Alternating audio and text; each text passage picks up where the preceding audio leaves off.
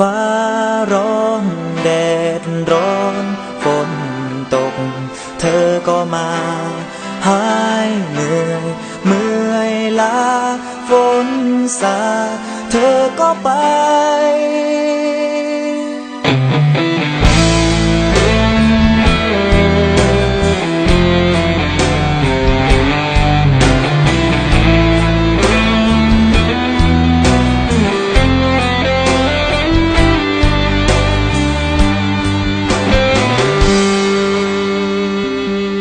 ฉันก็ลงดีใจ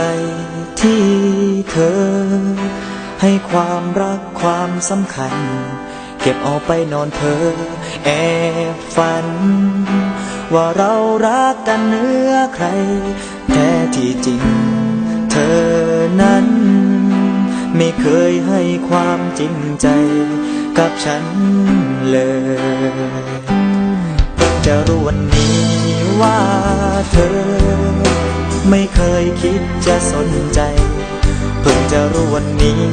ว่าเธอต้องการแค่เพียงพักใจให้หายเหนื่อยฟ้าร้องแดดร้อนฝนตกเธอก็มาหายเหนื่อยเมื่อยล้าฝนสาดเธอก็ไปเธอทำเหมือนฉันนั้นเป็นดังเช่นศาลาริมทางเธอทำเหมือนฉันนั้นเป็นแค่เพียงศาลาพักใจยามที่เธอเหนื่อยล้ายามที่เธอผิดหวังก็ทำเหมือนมีใจให้ตอนที่เธอสมหวังวันที่เธอมีใครเธอก็เดินจากฉันไปไม่ลาสักคำ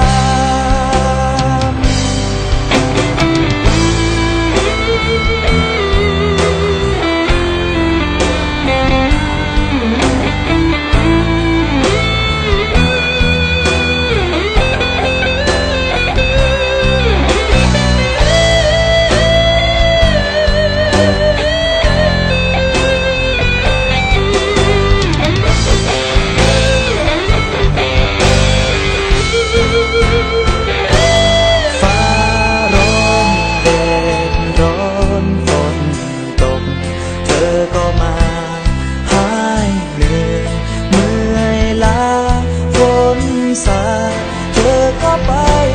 เธอทำเหมือนฉันนั้นเป็นดังเช่นศาลาริมทางเธอทำเหมือนฉันนั้นเป็นแค่เพียงศาลาพักใจยามที่เธอเหนื่อยล้ายามที่เธอผิดหวังก็ทำเหมือนมีใจให้ตอนที่เธอสมหวังวันที่เธอมีใครเธอก็เดินจากฉันไปไม่ลาสักคำเพิ่งจะรู้วันนี้ว่าเธอไม่เคยคิดจะสนใจเพิ่งจะรู้วันนี้ว่าเธอต้องการแค่เพียงพักใจให้หายเหนื่อยต้องการแค่มาพักใจให้หายเหนื่อยต้องการแค่ที่พักใจให้หายเหนื่อย